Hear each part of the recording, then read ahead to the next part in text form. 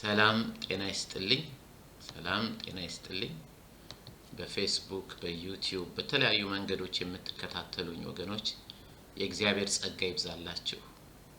ዛሬ 133ኛውን ትምህርት ነው የምንማረው። ርዕሱም ሰባቱ ከዋክብት የሚል ነው።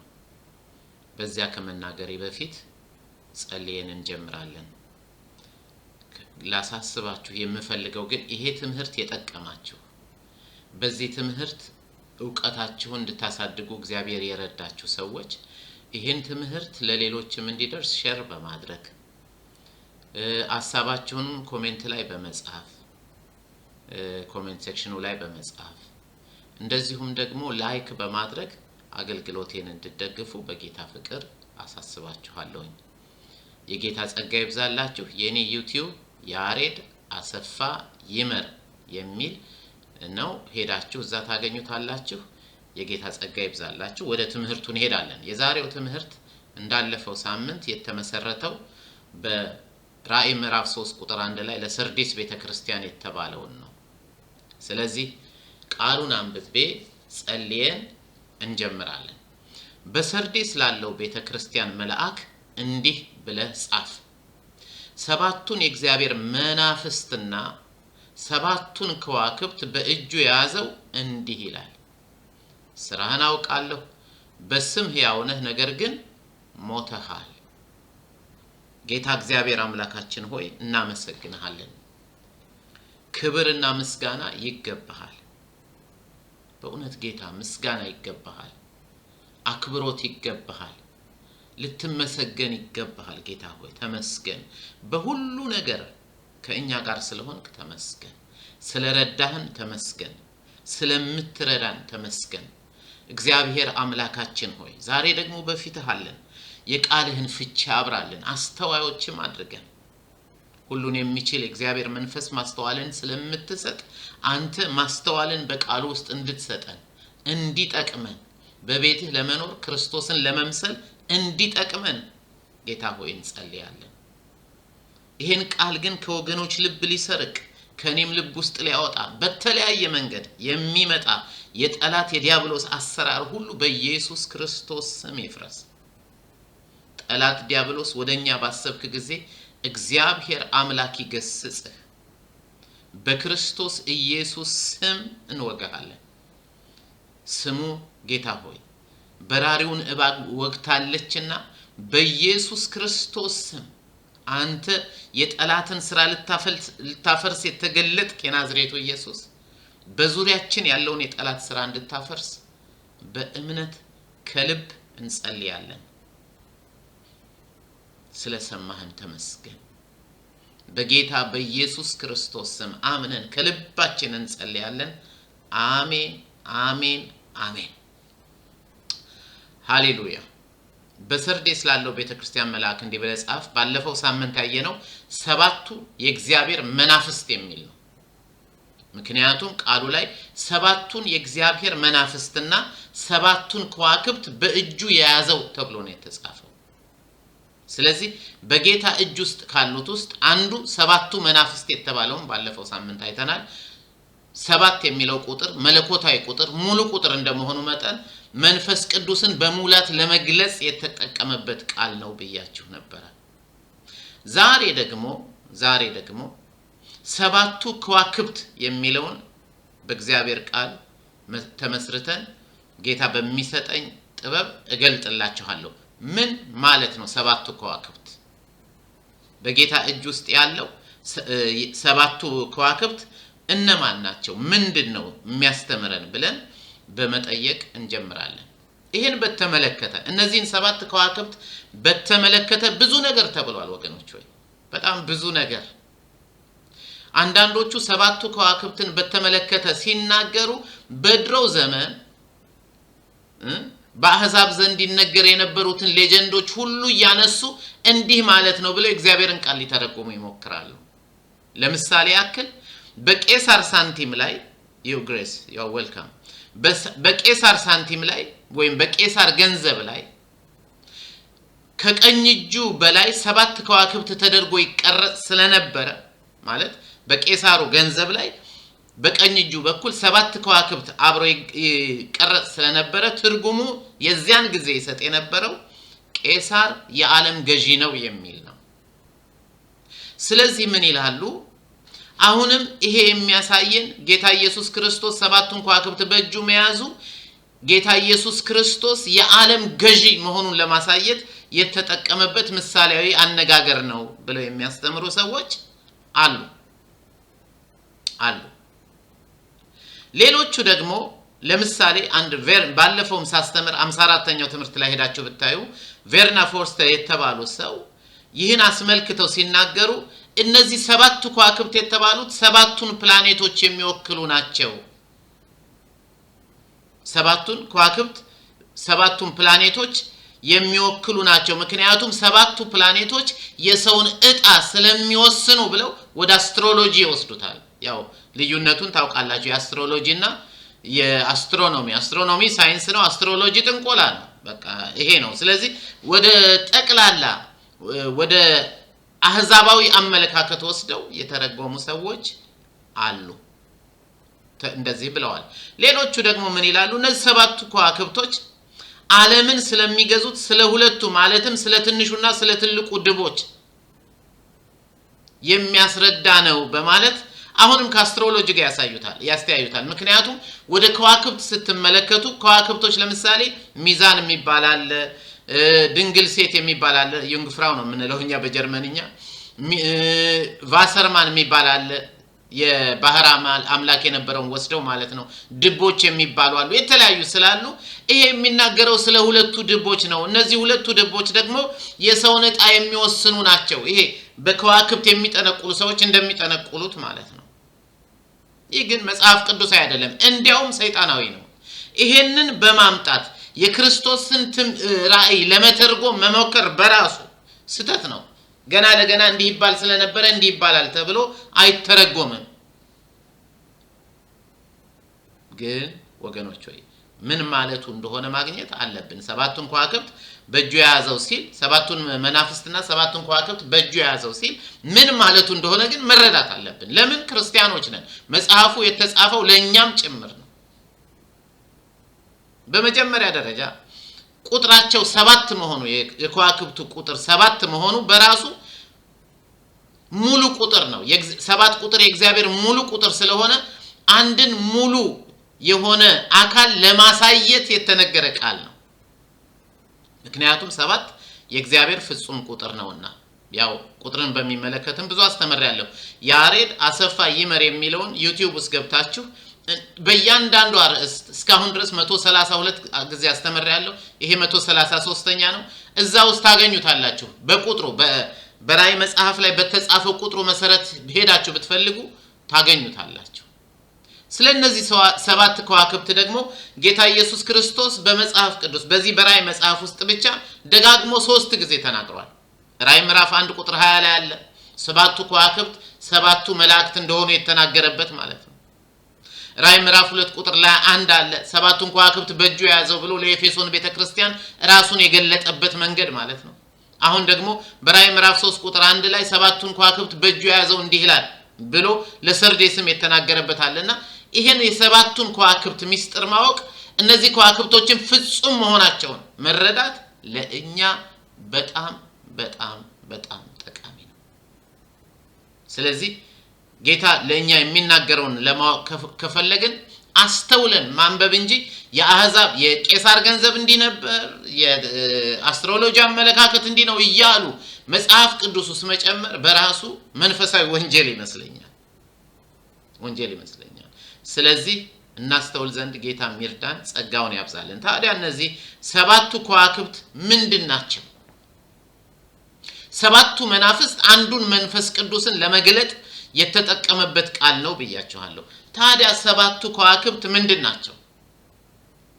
የከዋክብቶቹን ትርጉም በተመለከተ ራሱ ጌታ ኢየሱስ ክርስቶስ በዚሁ በራእይ ምዕራፍ 1 ቁጥር 20 ላይ ምን ማለት እንደሆኑ 7ቱ ከዋክብት ትርጉማቸውን ነግሮናል። ምን ይላል? በቀኝ እጅ ያያቸው እነዚህ 7ቱ ከዋክብት የ7ቱ አብያተ ክርስቲያናት መላእክት ናቸው። መደበኛው ትርጉም መልእክተኞች ናቸው ብሎ በግርጌ ማስታወሻውም ላይ ጽፎታል። ማለት ሰባቱ ከዋክብት የተባሉት ሰባቱ መላእክት ናቸው ብሎ ራሱ ጌታ ኢየሱስ ነው በራእይ ምዕራፍ 1 ቁጥር 20 ላይ የተረጎመው። ስለዚህ አሁን ሄደን በቄሳር ገንዘብ ላይ የነበረው አህዛብ የሚመለከቱት ሌጀንዱ እንደዚህ ነው እያልን ልንፈታው አንችልም። ጌታ ፈቶታል። ትርጉሙም ሰባቱ መላእክት ሰባቱ ከዋክብት ሰባቱ የአብያተ ክርስቲያናት መላእክት ናቸው ብሎናል። መደበኛው ትርጉም ከስር በግርጌ ማስታወሻው ሰባቱ መልእክተኞች እንደሆኑ ይናገራል። ማለትም እነዚህ ቤተክርስቲያንን የሚወክሉ ከዋክብት መልእክቱ የተላከላቸው መላእክት ናቸው ማለት ነው። ታስታውሱ እንደሆነ በሰርዴስ ላለው ቤተክርስቲያን መልአክ እንዲህ ብለህ ጻፍ ነው የተባለው። ከኤፌሶንም ጀምሮ በኤፌሶን ላለው ቤተክርስቲያን መልአክ እንዲህ ብለህ ጻፍ። እንግዲህ ለመላእክቱ ነው ተጻፈ የተባለው። መላእክቱ ምን እንደሆኑ ከዚህ በፊት ዘርዝረን ተመልክተናል። አሁንም ራእይ ምዕራፍ 1 ቁጥር 20 ላይ ያስተማርኩትን በኔ ዩቲዩብ ላይ 54ኛውን ትምህርት ሄዳችሁ ተመልከቱት። እነዚህ መልእክት የተጻፈላቸው መላእክት የተባሉት መልአክ የሚለው አንዷን ቤተክርስቲያን የሚወክል ነው በአካል ብለን ተነጋግረናል። እዛ ማስረጃውንም እዛ ታገኙታላችሁ። ስለዚህ አሁን ጌታ ደግሞ ምን አለ? እነዚህ ሰባቱ ከዋክብት አለ ሰባቱ የሰባቱ አብያተ ክርስቲያን መላእክት ናቸው። መልእክቱ የተጻፈው ማን ነው? ለሰባቱ አብያተ ክርስቲያን መላእክት ነው። ማለትም ለኮከቦቹ ነው የተጻፈው ማለት ነው።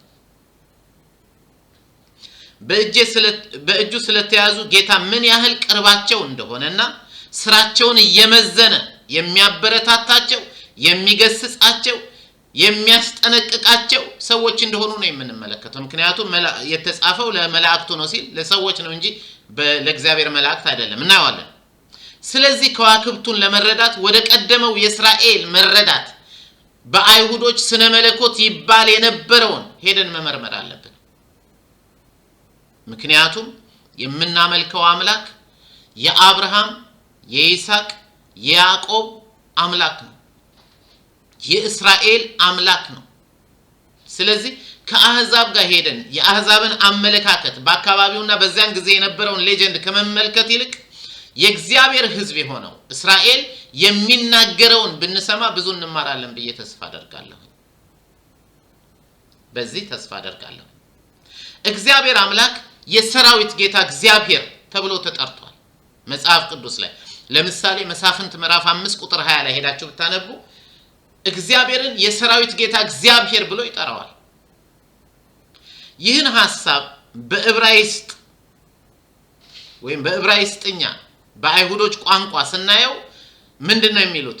ያህዌ ሸባኦት ነው የሚሉት። ወይም ወደ አማርኛችን ሲተረጎም እግዚአብሔር ጸባኦት የምንለውን የሰራዊት ጌታ እግዚአብሔር ብለው ይተረጉሙታል። በአይሁድ ስነ መለኮት ወይም በአይሁድ የስነ መለኮት መረዳት መሰረት የሰራዊት ጌታ እግዚአብሔር የሚለውን ሰራዊት የሚለውን ስንወስድ የሰራዊት የተባለው የእግዚአብሔር ሕዝብ ነው ብለው ነው የሚያምኑት። የእግዚአብሔር ሕዝብ የሆነውን እስራኤልን የሚመለከት ነው ይላሉ። የእግዚአብሔር ሕዝብ የሆነው እስራኤልን እንደ ከዋክብት እንደሚሆን ደግሞ እግዚአብሔር አምላክ አስቀድሞ ለአብርሃም ተስፋን በሰጠው ጊዜ ተናግሯል።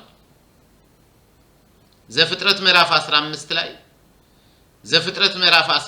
ላይ ቁጥር 5 ላይ ቀና ብለህ ወደ ሰማይ ተመልከት አይደል? ቀና ብለህ እስኪ ወደ ሰማይ ተመልከት፣ መቁጠር ከቻልክ ቁጠራቸው፣ ዘርህም እንደዚሁ እንደ ከዋክብት ይሆናል ብሎ እግዚአብሔር ተናግሮታል።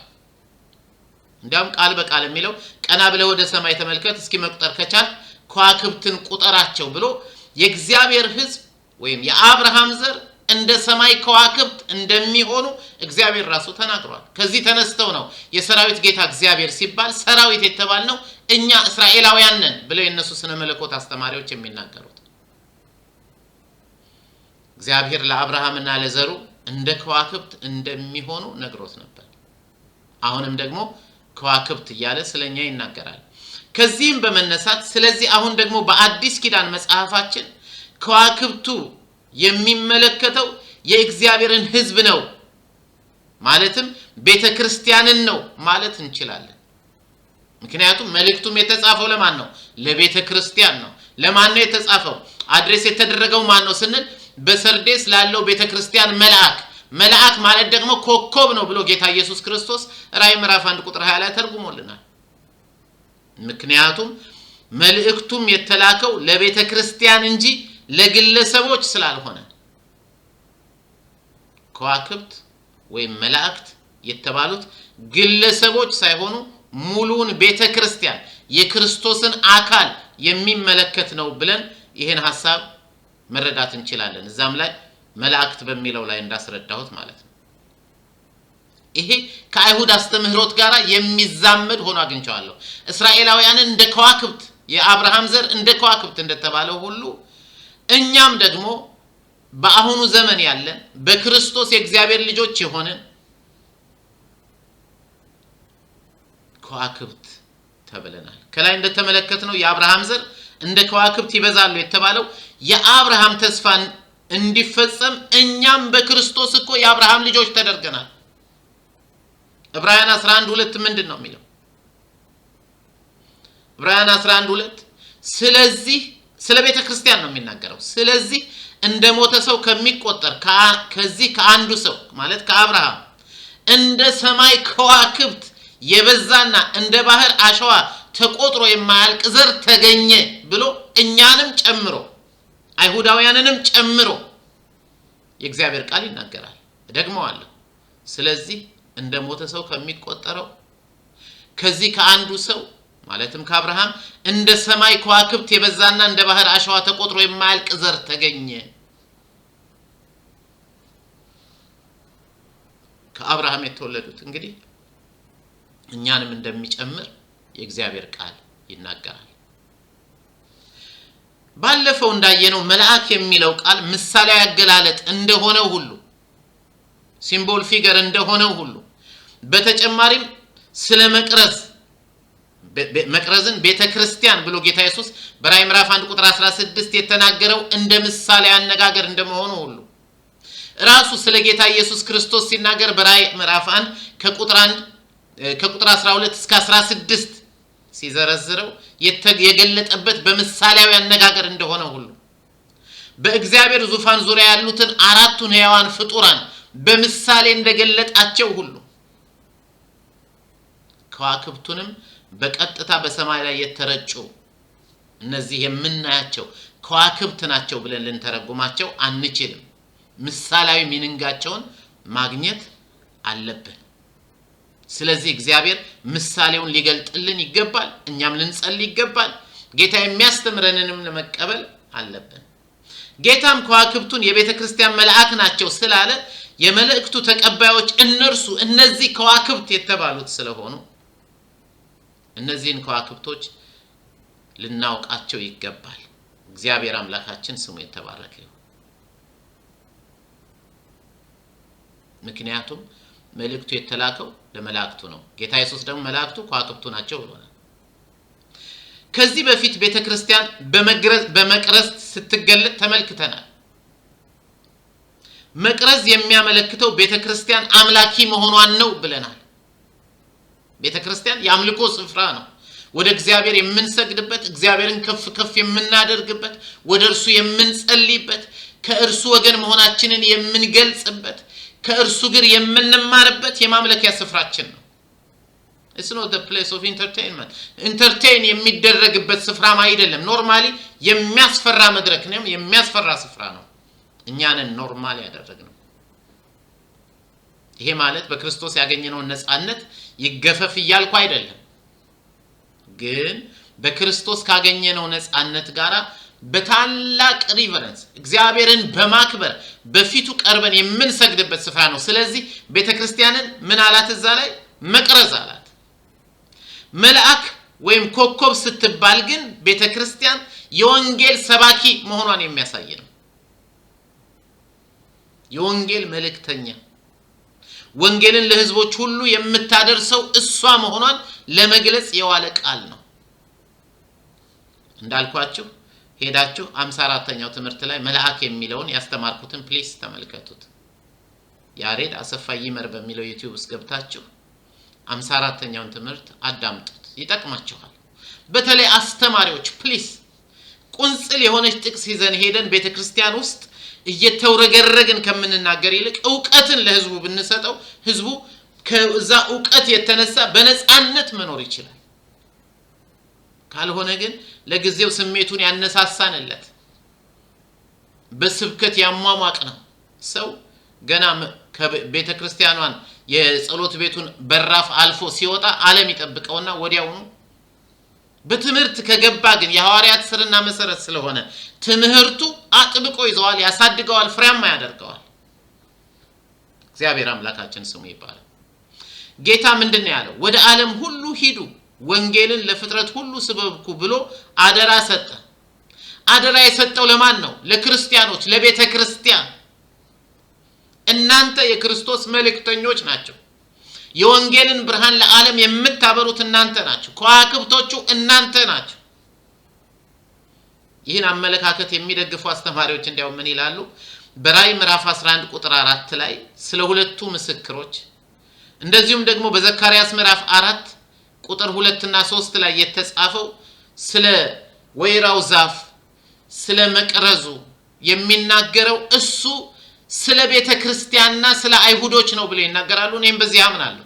ስንደርስበት እናያለን። ራዕይ ምዕራፍ 11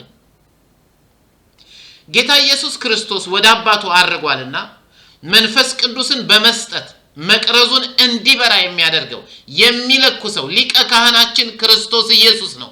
በዚህም ምክንያት ባለፈው እንዳየነው ሰባቱን መናፍስት በእጁ ይዟልና በሰርዴስ እየጠፋ የመጣውን የወንጌል እሳት እንደገና ሊያነደው ፈልጓል።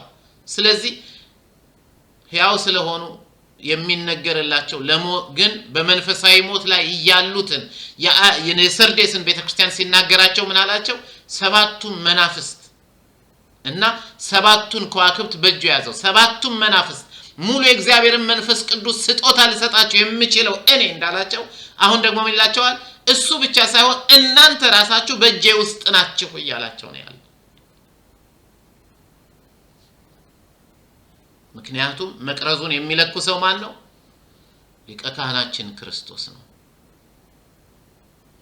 የተቀባውን አዳኝ ክርስቶስን በሙላት ለህዝቦች ሁሉ መግለጥ የምትችለው የወንጌልን ብርሃን ለዓለም የምታበራው ቤተክርስቲያን ነች።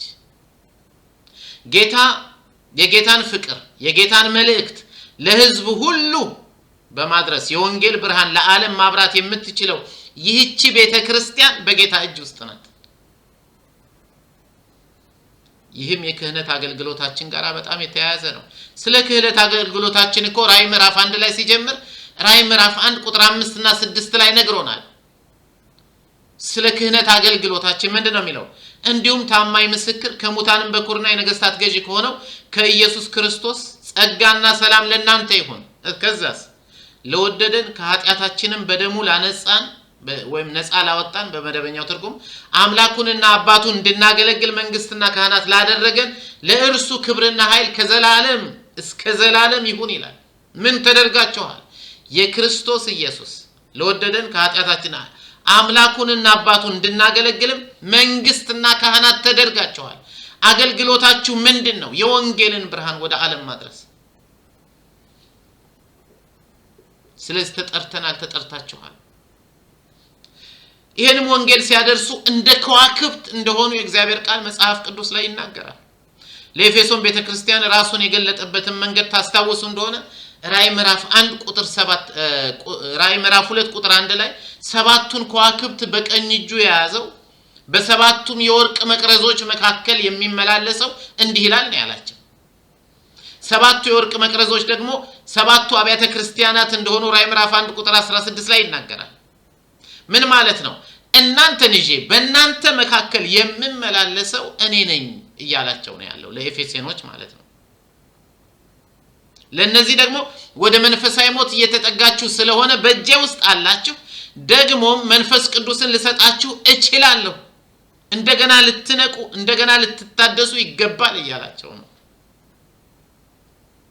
ለኤፌሶን ቤተክርስቲያን በላከው መልእክት ውስጥ ስናነብ እንግዲህ መቅረዙና ከዋክብቱ በአንድነት የተጠቀሱበት ምክንያት ራዕይ ምዕራፍ 2 ቁጥር 1 ላይ ለምን እንደሆነ ይገባናል።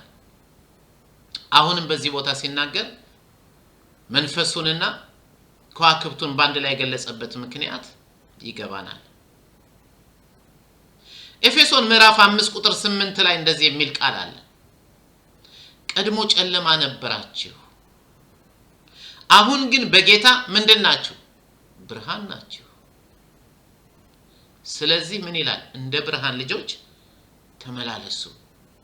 አንተ ብርሃን ነህ፣ አንቺ ብርሃን ነሽ፣ እኔ ብርሃን ነኝ፣ እኛ ብርሃን ነን። ባንድ ላይ በከተማው ውስጥ የምናበራ ብርሃን ተደርገናል። እኛ ቤተክርስቲያን ይሄን ቃል ሳስተምር ከዛሬ በኋላ ወንድሞቻችን ጋር ስትነጋገሩ ብርሃኑ በሉት ብያቸው ነበር። ምክንያቱም ብርሃን እንዲሆን የተጠራ ወንድም ነው። ሴት ከሆነች ብርሃኔ በሏት ብያቸው ነበር፣ እንዲሁ ለመቀለድ ማለት ነው። አንተ፣ አንቺ፣ እኔ፣ እኛ በዓለም ላይ ወንጌልን ብርሃን እንድናበራ በክርስቶስ ኢየሱስ የተሾምን የእግዚአብሔር አገልጋዮች ነን። እኛም እንደ ከዋክብት የጌታን ብርሃን ለሌሎች እንድናበራ የወንጌል መልእክት ተሰጥቶናል። አይ ቲንክ ሁለተኛ ቆሮንቶስ ምዕራፍ 4 ቁጥር 4 ላይ እዛ ላይ ወንጌል ብርሃን እንደሆነ ይናገራል። የማያምኑትን ሰዎች ልብ እንዴት ሰይጣን እንዳሳወረ ሲናገር እንደዛ ነው አይደል የሚለው። ቃሉን አውጥቼ ላንብበው፣ እግዚአብሔር ቃል አይጠገብም። አይ ቲንክ ሁለተኛ ቆሮንቶስ ምዕራፍ 4 ቁጥር 4 ላይ እንደዚህ ይላል። በጌታ ስም አነባዋለሁ። ከቁጥር 3 ልጀምር። ወንጌላችን የተከደነ ቢሆን እንኳን የተከደነው ለሚጠፉት ነው፣ የእግዚአብሔር አምሳል የሆነው የክርስቶስ የክብሩን ወንጌል ብርሃን እንዳያዩ የዚህ ዓለም አምላክ የማያምኑትን ሰዎች ልብ አሳውሯል። ምንን እንዳያዩ? እዚህ ላይ እንደተጻፈው የክርስቶስን የክብሩን ወንጌል ብርሃን እንዳያዩ።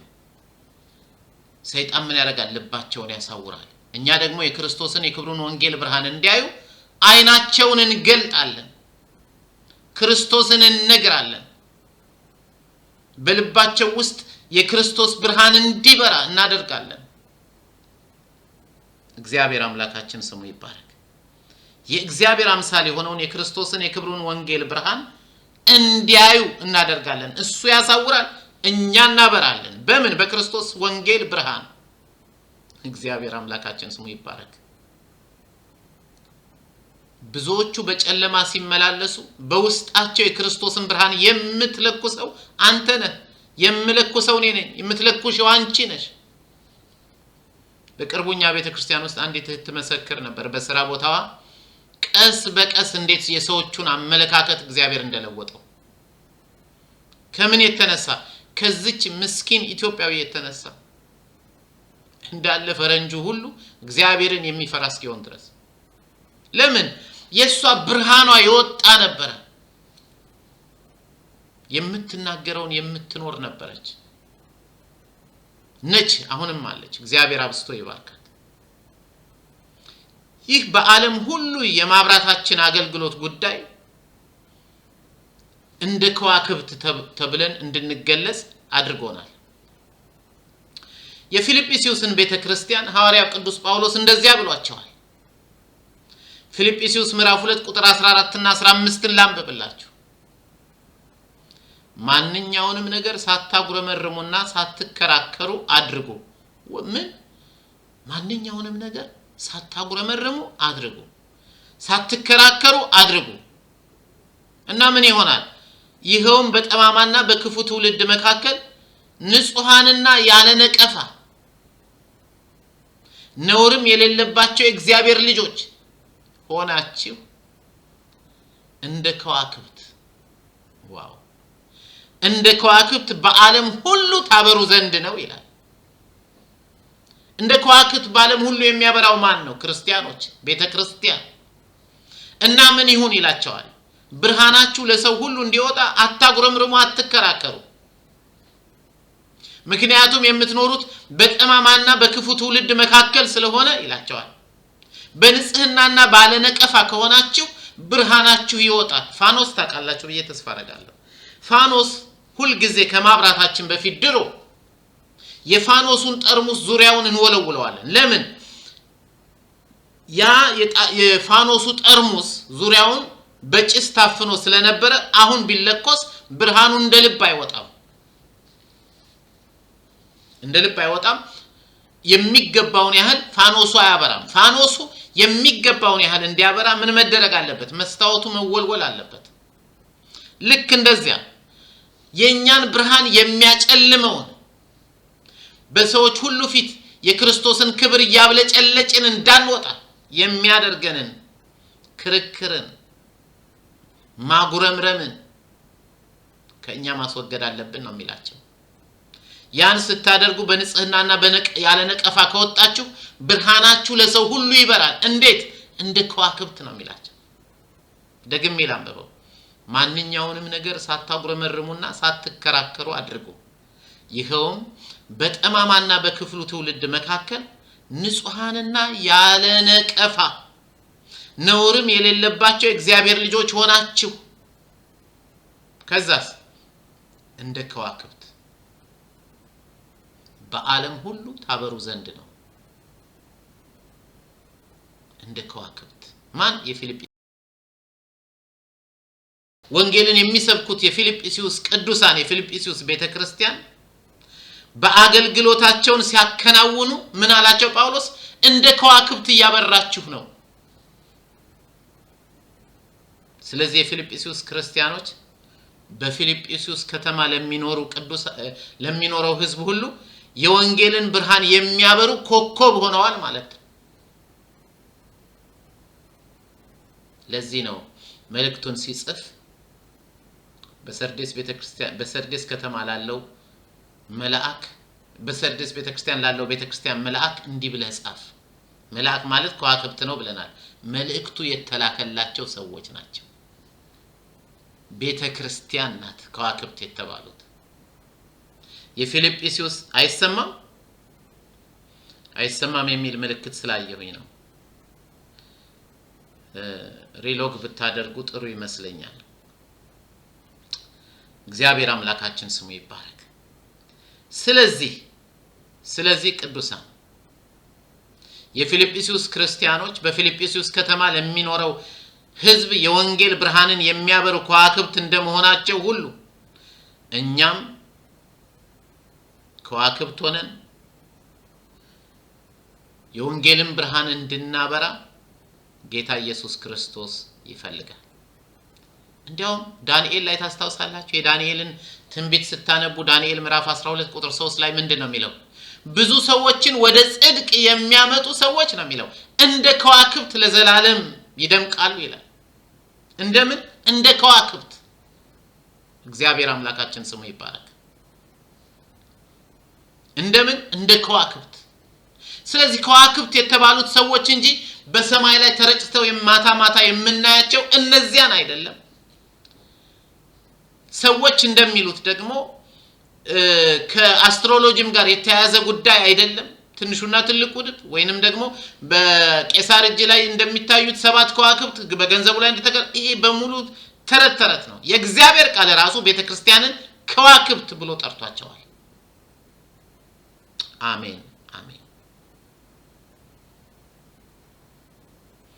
ጌታ ኢየሱስን የወንጌል ብርሃን ለዓለም ለማብራት የሚጠቀመው አንተን ነው የሚጠቀመው አንቺን ነው እኔን ነው እኛን ነው ቤተክርስቲያንን ነው የኛ ቤተክርስቲያን በኮሎን ከተማ የምታበራ ኮከብ ናት በኮሎን ከተማ ስለሆነ ቤተክርስቲያናችን ያለችው በቦን ከተማ ያለች ናት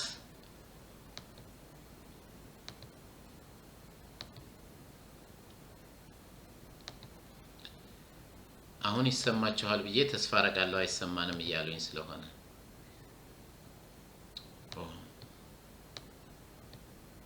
ስለዚህ እናንተም በመትኖሩበት ከተማ የወንጌልን ብርሃን ልታበሩ የተጠራችሁ ሰዎች ናችሁ አንተም አንቺም እኔም እኛም ሁላችንም የጌታ ኢየሱስ ክርስቶስን ወንጌል ብርሃን እንድናበራ ተጠርተናልና ወገኖች ሆይ የጌታን ወንጌል ለማብራት ጸንታችሁ አሁን ለነዚህ ለፊልጵስዩስ እንደተባለው ሳታጉረመርሙና ሳትከራከሩ ንጹህና ያለ ነቀፋ ሆናችሁ ነውር እንደሌለባቸው የእግዚአብሔር ልጆች እንደ ከዋክብት በዓለም ላይ ትታያላችሁና ወገኖች ሆይ ለክርስቶስ ወንጌል እንደሚገባ እንኖር። ዳንኤል እንደተናገረው ብዙ ሰዎችን ወደ ጽድቅ የሚያመጡ እንደ ከዋክብት ለዘላለም ይደምቃሉ ስላለ ለዘላለም ትደምቃላችሁ። እንግዲህ እንደ መቅረዝ በቤተ ክርስቲያን አምልኳችን ለእግዚአብሔር የሚገባ እንዲሆን እንደ ከዋክብት በዓለም ሁሉ የክርስቶስን ወንጌል እንድናደርስ ጌታ ይርዳን። ሰባቱ ከዋክብት የተባለበት ሚስጥር ግን ሰባት የእግዚአብሔር ሙሉ ቁጥር ስለሆነ ሁሉንም ቤተክርስቲያን ይመለከታል። በዚያ ዘመን የነበሩትን ሰባቱን አብያተ ክርስቲያናት መልእክት የተጻፈላቸው ከዚያ በኋላ እስከ ዛሬ የነበሩትን አብያተ ክርስቲያናት ደግሞም ጌታ ኢየሱስ ክርስቶስ እስከሚመጣ ለወደፊቱ የሚኖሩትን አብያተ ክርስቲያናት ሁሉ የሚመለከት መልእክት ነው። ሰባት የእግዚአብሔር ፍጹም የእግዚአብሔር ሙሉ ቁጥር ነውና ስለዚህ አሁን ምን ይያላቸው ነው ጌታ ኢየሱስ ክርስቶስ ያለው? ጌታ ኢየሱስ ክርስቶስ በዚህ በራእይ ምዕራፍ 3 ቁጥር 1 ላይ ለሰርዴስ ቤተክርስቲያን እየተናገረ ያለው ሚስጥሩ ምንድነው ብለን ብንጠይቅ በሰርዴስ ላለው ቤተክርስቲያን መልአክ ወይም ኮከብ እንዲህ ብለ ጻፍ ካለ በኋላ ሰባቱን የእግዚአብሔር መናፍስት ማለት ሙሉን የእግዚአብሔር መንፈስ ቅዱስን በሙላት ሰባቱን ከዋክብት አብያተ ክርስቲያናትን በሙሉ በእጁ ያዘው እንዲህ ይልሃል ነው ያላቸው ያለው። ያናገረ ያለው እጁ ላይ የተቀመጥከው እርሱ ነው። በእጁ ላይ መቀመጣቸው ደግሞ ትርጉሙን ነገ ጌታ ቢፈቅድ እኛም ብንኖር እናየዋለን። ጌታም ደግሞ ያስተምረናል። የወንጌልን መልእክት ልታደርሱ የተጠራችሁ እናንተ መላእክቶች ኮከቦች ተብላችኋል። እግዚአብሔር አምላክ ስሙ ይባረክ። እኛ ተብለናል። የእግዚአብሔር ስም ብሩክ ይሁን። ቤተክርስቲያን ሆይ በክርስቶስ እጅ ውስጥ ነው ያለሽው። ኮከብ ብሎ ጠርቶሻል።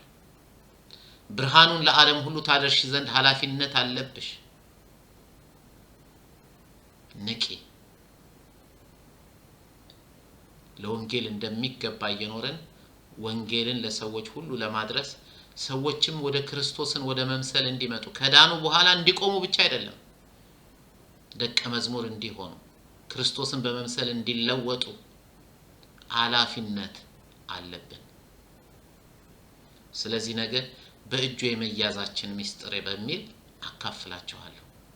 የእግዚአብሔር ስም ብሩክ ይሁን። እግዚአብሔር ይባርካችሁ። ጌታ ሆይ እናመሰግናለን። መንፈስ ቅዱስ በሙላት ያለህ ሁላችንንም በእጅህ ያዝከን። ከድካማችን ልታበረታን ከውድቀታችን ልታነሳን ብርሃናችን እንደገና ወደ ዓለም ሁሉ እንዲወጣ መንፈስ ቅዱስን በሙላት ልትሰጠን የምትችል ጌታችንና አምላካችን ጌታ ኢየሱስ ክርስቶስ ሆይ እናመሰግናለን። እባክህን አንቃን። ቤተክርስቲያን በዚህ ዘመን ትንቃ። ከምድራዊ ነገር ወጣ ሰማያዊውን በረከት ክርስቶስን ለሰው ሁሉ ማድረስ እንድትችል ያስተማሪዎችን ልብ ግረስ። የቅዱሳንን ልብ ሁሉ ግረስ። የኔንም የኛንም የሁላችንንም እግዚአብሔር አምላካችን ሆይ ወደ አንተ እንድንመለከት አንተንም እንድንመስል አንተንም እንድናገለግል ጸጋ ይብዛል።